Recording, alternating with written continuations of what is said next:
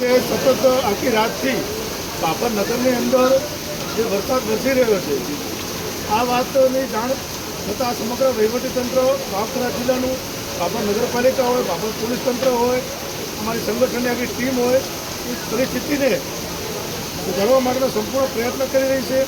બાબરની અંદર જે નીચાણવાળા વિસ્તારોમાં પાણી ભરાયું છે તો એ વિસ્તારના રહીશો માટે, રહેણાંક લોકો માટે બાબર નગરપાલિકા ટાઉન હોલની અંદર રહેવાની, જમવાની પણ વ્યવસ્થા કરવામાં આવી છે।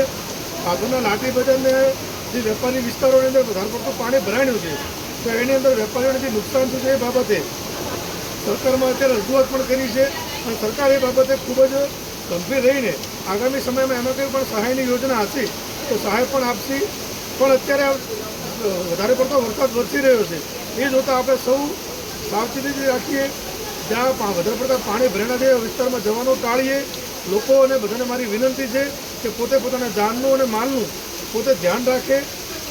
પરિસ્થિતિ આખું વહીવટીતંત્ર સાથે મળી અને પરિસ્થિતિને જે સ્થિતિ પર છે એમાં સુધારો લાવવા માટે સંપૂર્ણ પ્રયત્ન કરી રહી છે।